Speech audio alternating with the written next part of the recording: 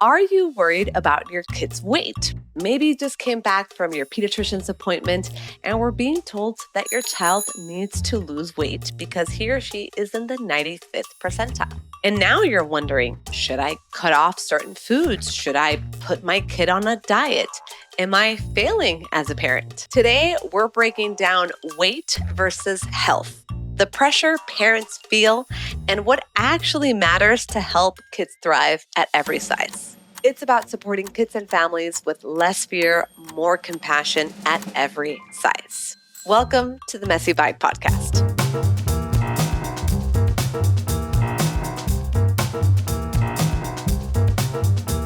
I'm so excited to be joined by one of the nation's premier pediatric registered dietitian. She's an author, she's a mom of 4, and she knows what she's talking about. Jill Castle. Jill is someone I deeply respect. I'm happy to call her a colleague, even a mentor. And I love the way she brings in science, compassion, and frankly, just common sense back to the kids' nutrition conversation. And recently, she came out with this amazing gem. I even have some notes. Kids thrive at every size. Welcome, my dearest Jill Castle, to the Messy Bite Podcast. Thanks for having me, Marina. It's a pleasure to be here. I'm so excited. And, as I was reading this book, what's really interesting to me is why this book? But why, especially in today's age of like Ozempic and where everybody's talking about kids' weight, I think your book takes a different approach, which maybe even some providers listening would be surprised. So I want to hear from you kind of what drove you, what's behind the why of this book. I think that I really got tired of listening to people being so focused on weight. And I was like, wait, we need to focus on health. The book was really born out of sort of a professional conundrum I found myself in. I've worked with kids for 34 years. I started a private practice in 2008. And during that time, half of the children that I worked with were growing up in larger bodies. This is back in the early to mid 2000s. And families were really worried about their kids as they are today and looking for help that wasn't going to harm their children.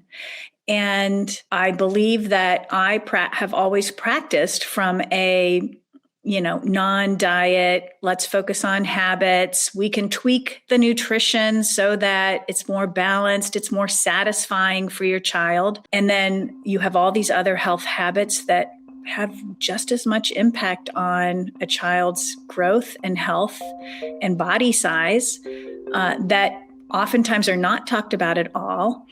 And I really got to a point where it was like, there's a group of people that talk about fixing a child's body, and there's a group of people that say, no, let's not fix any bodies. Let's embrace those bodies. And I found that amongst my clients, they wanted to be more intentional with their actions. And I got to a point where I was like, there's got to be a better path. And this is what I defined as the better path, which is really taking sort of the bottom line of both this philosophy that we should correct a child's size because it could potentially lead to health problems versus let's not touch a child's size at all because that can lead to emotional and mental health problems. And so I was like, the common denominator here are positive lifestyle habits. And if we can frame that out and really teach parents, all parents, whether they have a child in a small body, a mid-sized body, a larger body, that there are lifestyle habits that really do promote physical health and emotional well-being, and they have nothing to do with body size.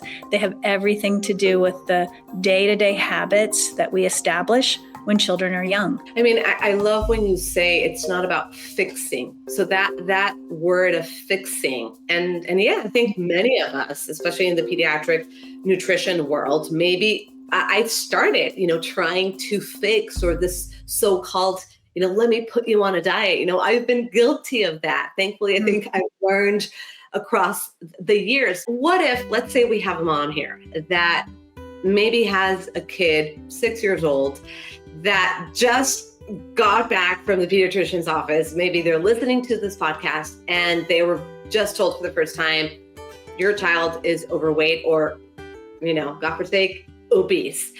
What could be some just words of advice that you would tell this mom right now listening and just being devastated, being, oh my God, what am I going to do? Do I put them on a diet? Do I do GLP? Like all this sorts of information. I feel like you and I really could feel it. What could be some words of advice by Jill Castle? I think I would first say this is really scary, and it's really hard to hear any of that coming from a healthcare provider. I would say there are a number of things that can be done, and it's not just food and it's not just diet. And I would also say, if you're open to it, let's walk through what your day looks like. Tell me about your child. Tell me about your family. What are the things that are hard as a parent around food and nutrition and movement and sleep? What's hard for you? And, there are tweaks, little changes that we can make that have a big impact. But oftentimes, what I find when parents hear this information and they do get completely stressed out, freaked out, upset, rightfully so. It's a really hard because let's face it, many parents who are going to hear that from a healthcare provider are going to feel like they failed their child. I'll just say, you're not failing your child. You may have economic constraints, social constraints, work demands, a child with a personality all of their own that you're trying to manage. There are many things that flow into where you're at right now. My job, and I think all of us who work in pediatric nutrition, who work with families and children, our job is to be detectives and to figure out what is happening and what is contributing to the situation, and how can we, knowing this family and knowing everything that's going on with them, how can we titrate our information, our recommendations to make it easy and make it doable. The easy part, it has to be easy. And part of my philosophy is there has to be some joy in it. As we all know, diets don't work, but the best diets out there are the ones that are able to keep long-term. So it can't feel like a diet, right?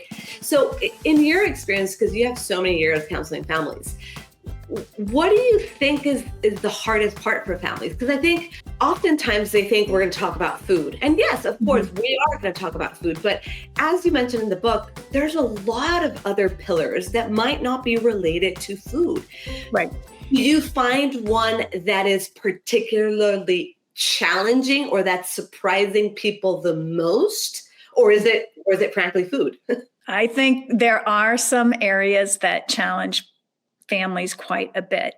I think structure around food and feeding is challenging for families. So when I talk about food and the food pillar, I'm talking about food choices and the nutrients that food supplies and how to balance it to optimize satisfaction and reduce hunger and constant grazing. That's sort of what that pillar is all about. The feeding pillar is about the interaction between the parent and the child and the pressure to take more bites of food or the restriction around too many sweets and treats or quote unquote junk food. That's what we're talking about in the feeding pillar.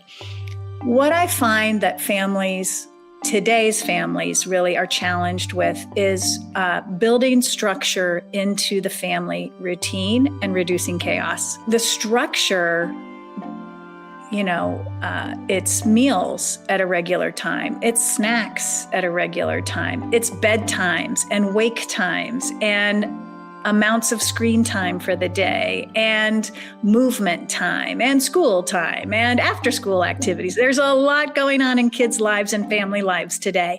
And it's really how do we build in more predictability and structure in those events in a family's life? And when we can build more structure, families do better. Yeah. Kids do better. And that's where a lot of families struggle. Mm-hmm. It's how do I do all of this? And honed in on this message that change the food, Yes. Get your kid moving and this will all go away. And it's not that simple. It's not a food problem. Sometimes it's a way, the way you talk about food, the way your attitudes are about bodies, and the kids are absorbing those messages, and then that's changing how they feel about themselves, and that can change how they eat and the habits they develop around eating. There's a lot to it, but I would say that structure overall is a big one. And feeding and developing positive eating habits in children are also two big areas that I think families struggle. And that's what I end up settling into a lot with the families that I work with. So it is not a food problem. I love that. And the way I sometimes phrase it, it's not the what we feed often, it's the how, right? And you mentioned structure. And I think that's because nowadays, I'm a parent, and our schedules and our lives are constantly busy. And I think we're also in a society that unfortunately does not value a time to sit down, right? A time to just sit down, have a meal.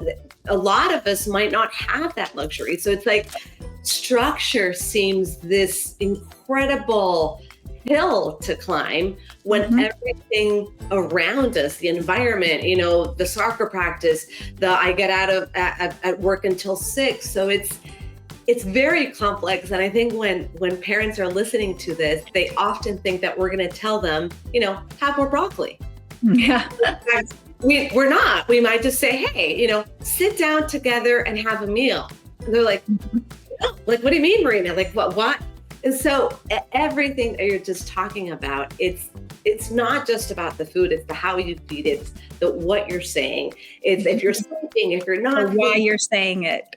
So it's complex. So if you're listening, and there's a reason why it's not easy. And I think part of it has to do with our own habits that we grew up with.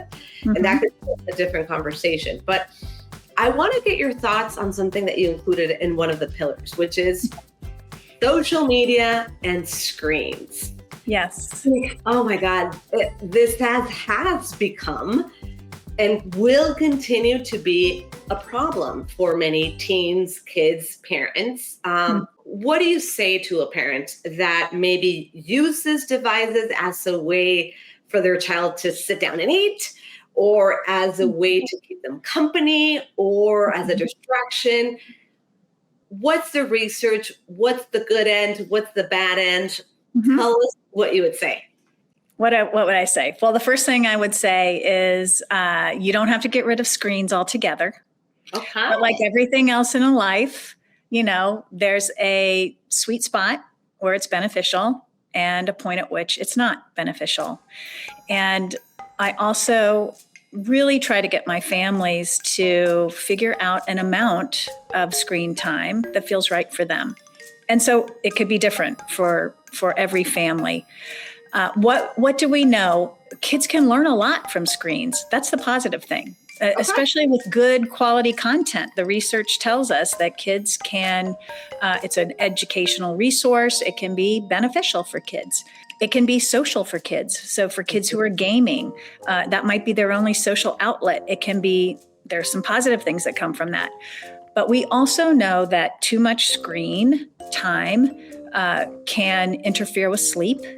So especially if screens are in the bedroom, doesn't even matter what kind of, it can be a laptop, it can be an iPhone, it can be a gaming device, it could be an iPad, can interfere with getting quality sleep. And, when we interfere with sleep and children don't get the quality sleep they need, that can interfere with their growth and development. It can interfere with their appetite regulation. Another drawback of too much screen time, we know it interferes with physical activity. We know that kids who tend to use screens oftentimes don't get enough daily movement, moving their bodies during the day. And then the third thing you mentioned, screens at the table. To help the toddlers get through mealtime. And I mean, it works for many families. Like they put the tablet with the kid and the kid will eat, right? And so for many parents, they're like, well, Marina, like I give the tablet to my toddler and I kind of just assist them, not to say shove the food, but assist them with the food. And they're like, it kind of works. Yeah, it's one of those short-term fixes. But what they really do is disengage children with their appetite. And so when you're disengaged with your appetite, you don't recognize when your body is feeling satisfied. You may not recognize when your body feels full. And so it's a mechanism oftentimes to train children to disconnect with their appetite and potentially overeat. And so while it feels like a good win in the moment, over the long run, it can have negative implications. I find that to be a very real concern with a lot of families. I call it distracted eating. It's screens, but it's also having toys at the table, having books at the table, especially if you're having family meals. You really want to pay attention to what you're eating, and you want to interact with the people around you. That's how you build community within the family. That's how you emphasize the family culture. It's how you create bonding and cohesiveness amongst families, and you communicate. I had a patient that a family I work with, and the mom just told me the other day, we're working on family meals because they have no family meals together. They all kind of take their devices and they go to different places in the house to eat.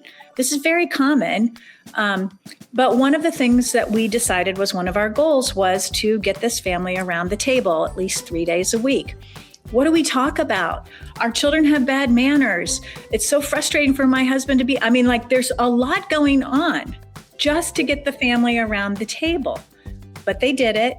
And then they did it again. And the second time they did it, the mom said, my child told me he was feeling anxious at night when he went to bed. She's like, I would have never known that if we hadn't sat around that table for dinner. So there are so many things that come out of a family meal, and it's not about the food. Correct. It is, but it's not. When we have screens, we disconnect from that community, that opportunity for community. And I do remind families that, family meals are oftentimes the only time a family is coming together as a unit during the week. There's no perfect number. There's no perfect family meal. It's just, it's not about what you're serving. It's not about how much they're eating. It's just get everybody around the table, make sure it's pleasant and positive. There's not too many comments about who's eating what and how much they're eating and, oh, they didn't eat. We silence all of that as the adults, and we just be together. And the conversation will roll. Something will come up. What was a good thing that happened to you today? What was a hard thing that happened to you today? If you have listeners out there, just remember those 2 questions. Start off with that, and the conversation will eventually happen. So I think if there's any takeaway from what you're telling me is family meals are huge in helping kids, not just weight, but mental health, connection, family dynamics. And I will echo that because I remember I had a family that was also, just like you said, I think structure is the biggest one, that was really struggling with, they were worried about their kids' weight and they never had any meals together. In fact, the kids were used to having their meals in their bedroom. Mm-hmm. And it seemed just like a daunting task. So finally we were able to do it. And they had a teenager and a preteen, which, they're hard ages. And they started having once or twice a meal together. Again, I call it imperfect family meals. Yeah. And then the kids, this is what the mom said, told their parents, I can't believe, but I'm really enjoying this time with everybody. Like, they gave their parents feedback to say, this is really nice. And when they had one, they're like, can we have another? So the parents were just shocked at the impact that this would have on their kids. So I think it's just a reminder that yes, it could be hard, but that doesn't mean your kids might not enjoy it, might not, take it for granted. So family meals are huge. I agree. And that's part of the structure. So it's not often a food issue, but it could be a structure issue and all of the above. I have clients that I think they're afraid and they're worried about their kids' weight. And oftentimes that's why they come to me. And they say, I'm worried about my kids' health and I want to help them. And as we're talking about the conversation, really kind of what they're telling me is my outcome for success is weight loss. And I think this is kind of normal because this is the expectation of what they see in providers. There's like, we're worried about their health. We're worried about their health. But as we dig in deep, it really is coming down to, I want your kid to drop in BMI or drop in weight. So how can you help us shift this narrative? If it's not weight, what should we look into our kids? How do we know we're doing a good job if it's not, quote unquote, the weight? That's a great question. And I will say, we focus on health, and that's what we should be focused on as parents, as professionals, in my opinion. And there, in my mind, and this is how I explain it to my families, there are 3 buckets of health, 3 P's: physical, physiological, and psychological.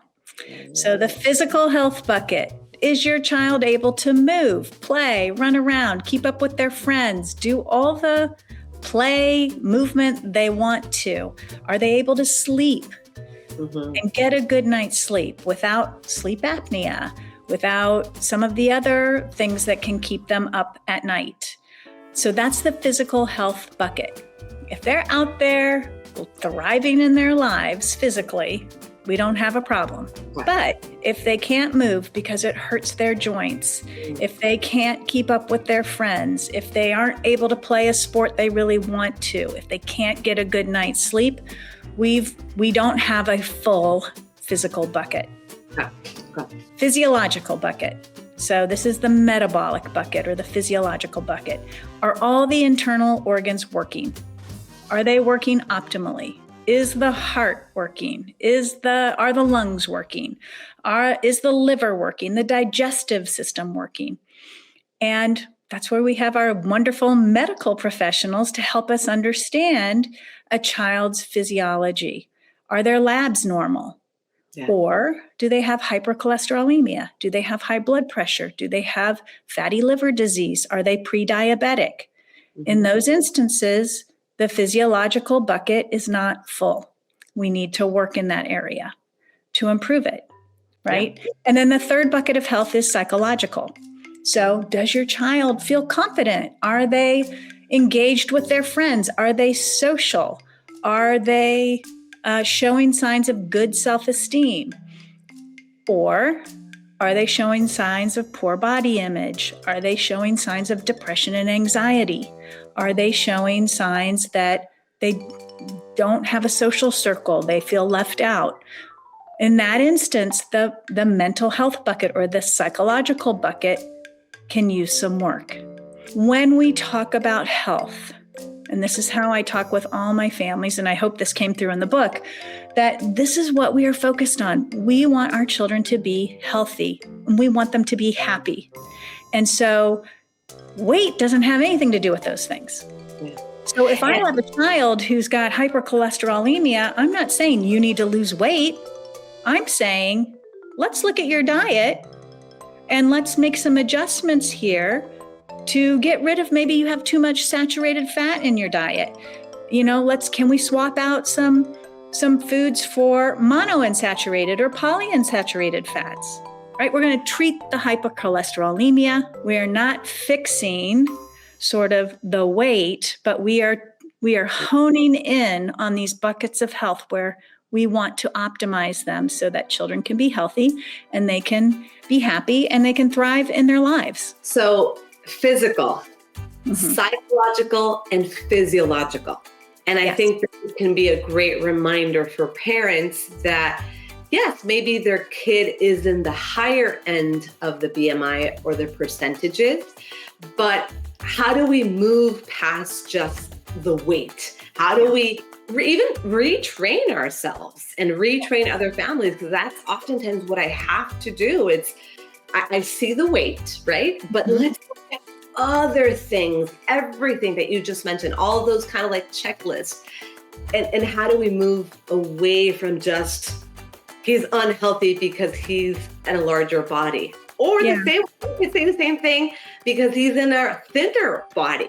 But oftentimes we rarely have that same perception. When we have kids in thinner bodies, we rarely tell them, you're sick or you're unhealthy.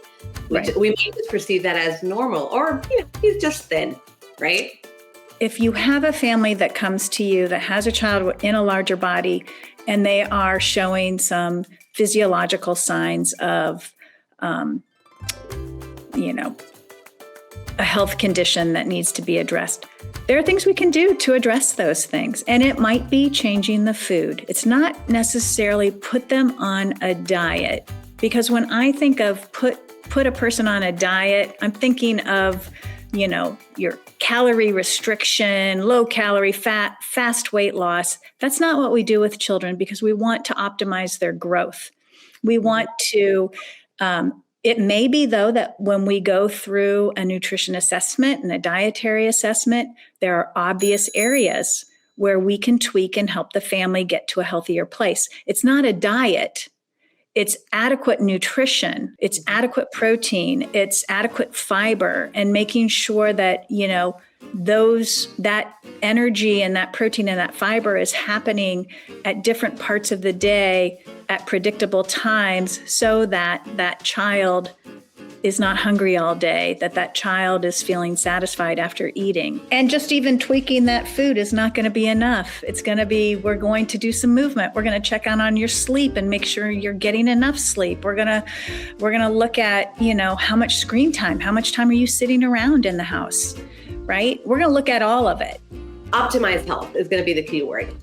So I want to ask you some simple, quick Q&As, and actually there's a question that I received on my social media today, but brief answers before we jump into the rapid fire with Jill Castle. So my child jumped percentiles. Should I panic? No.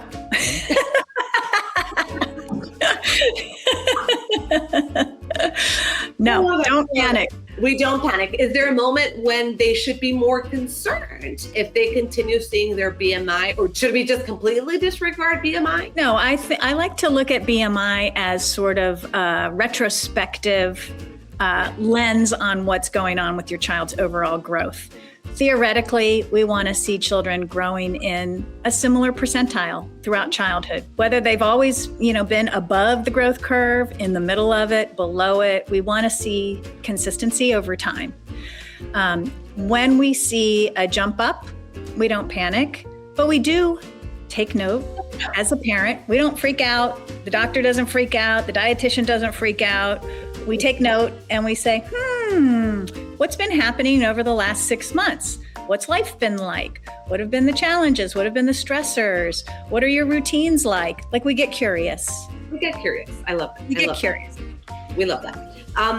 And the question that I got is, how do you deal with food and weight when there's other family members present, or in fact, when there's multiple family members living in a multi-generational home? Like, how do we deal with abuela or abuelo or tia that they're just like, well, he's fat and he needs to be on a diet, or he shouldn't be eating that?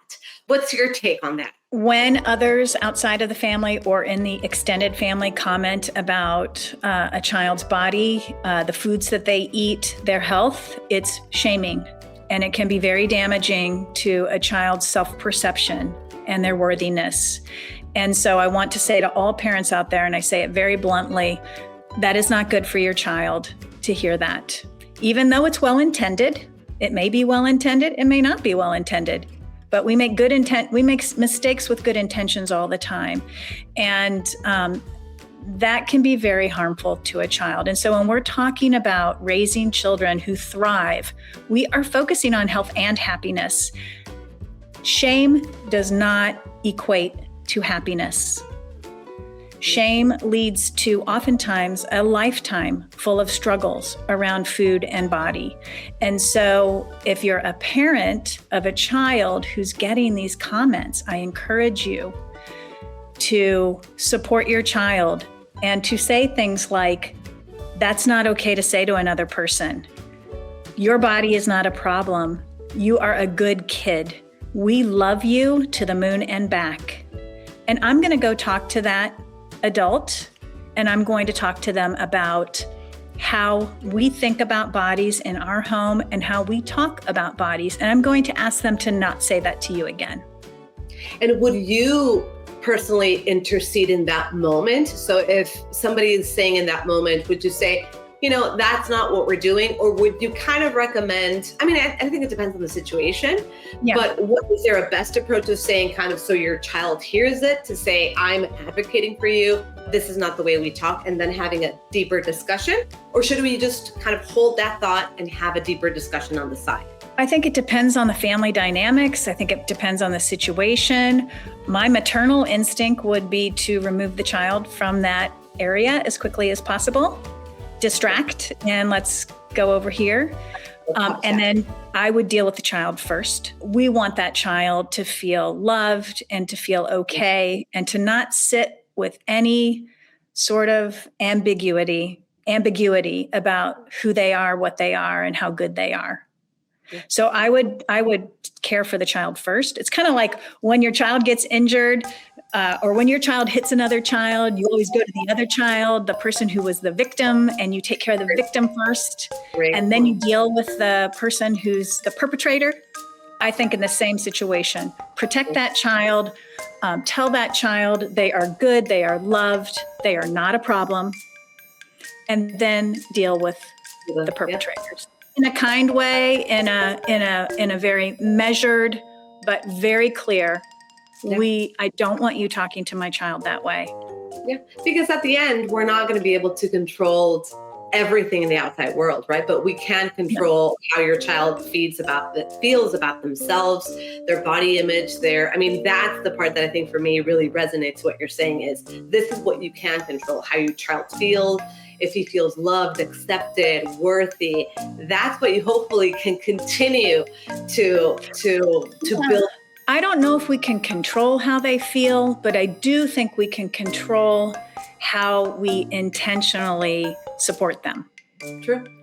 We can do everything that is possible. We might not be 100% there, but we can maybe help those interactions so they can get there. But this is a great response. I think this is going to help lots and lots of people. So just perfect timing, because I have the expert here. All right.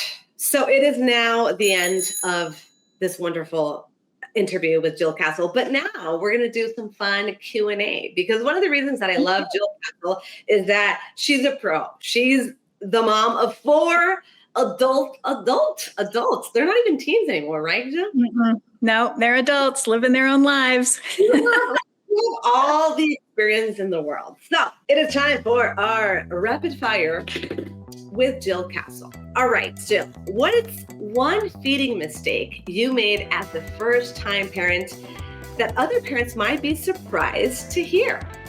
Yeah, well, the first feeding mistake I made was with my own toddler, my firstborn, who became iron deficient and was underweight at 18 months of age because we didn't have our feeding dynamic lined up properly. And I was pressuring her to eat because I was a working mom and we needed to get that dinner on the table and she needed to eat it so we could move on to other things. And of course, that backfired. She didn't eat very well. It happens to the best of us. It does, yes. We're pediatrics. I learned my lessons early. We still make lots of mistakes, trust us. What's one thing you worried way too much about with feeding that now you wish you could tell your younger self to just chill out? I think I worried a lot about giving my children independence in the kitchen. I worried about fires, I worried about burns, I worried about cuts. And while it's okay to worry about those, and I'm not saying not to worry about those, probably prohibited some of the freedom that I wish my kids had had. They got all the freedom in the kitchen with their dad. They did. My dad was like, yes, you know what? I always was okay with the fact that, at least one of us is fearless about these things, and they're getting exposed, and they did get the exposure, but I just worried too much about it. Do they now like to cook, or are they sort of I would say of four, my three of them are very good cooks and really enjoy cooking. Yeah. Oh, wow. Yeah. Good for them. What's one thing people would be surprised to find in your kitchen or your refrigerator? Well, I always have potato chips in my pantry. Okay. I love potato chips. And I always have candy and chocolate. I have a whole cabinet of candy and chocolate. Are you like more of like a chocolate fan or like any like specific type of candy that you're a fan of? I'm really into the sour, chewy, gummy type stuff. Oh my Sour Patch Kids. Yeah, I can't really. I mean, I do have them around, but I keep them in an entirely different room. That's how I moderate myself, because I'm one of those that can't be out on the counter because I will eat them. So out of sight, out of mind. I love it. One piece of feeding advice parents hear all the time that you wish would quietly disappear. I think maybe it's not necessarily a piece of feeding advice, but this notion that there's got to be some level of perfection in food. I do feel like in my own work with clients that I'm constantly saying things like breakfast for dinner is fine. You know, a grilled cheese sandwich is fine for dinner. You know, really sort of, you know, this whole idea of it has to be perfectly balanced. It has to be healthy and gourmet and homemade. It doesn't. I didn't feed my kids that way, and you don't have to feed your kids that way. We are aiming for a nutritious, satisfying diet, and there are ways to do that. But it doesn't have to be gourmet. It doesn't have to be a big time consumer. There are easy foods that you can do that with. We're not focusing here on perfection, guys. Really, really important. And lastly, what's the best feeding advice you ever received as a mom or as a professional? I think hands down, it was to serve meals family style. It completely changed the dynamic for my family and all of my kids' friends when they came over. It just really is a great way to feed kids, to trust their bodies, to trust their appetite. And it actually lightens the load for parents too. All you have to do is figure out what you're making for dinner and get it on the table. And you know, I always erred on the side of big salads, big bowl of fruit, bread and butter, gallon of milk, and whatever else, whatever the grain and the protein was. But there was always a lot of options and things that, you know, I didn't worry too much if one kid didn't eat everything and the other ate everything. I didn't worry about that. I trusted that they knew how to figure out what they wanted to eat and eat it. I love it. So takeaways, family meals, we're not trying to fix, we're trying to support, we're trying to educate, even to prevent. I heard trusting, I heard connection. Mm-hmm. Oh my God. So I think this episode hopefully gave you much more peace if you were worried, maybe even gave you some pointers of what you can start doing. And you're always going to be able to find it again in Jill's newest book, Kids Thrive at Every Size. Jill, thank you so much for being here. This has been a great, incredible conversation. Thank you for your time. You're so welcome. Thanks for having me. And now it is time for our Messy Bites Real Life Challenge.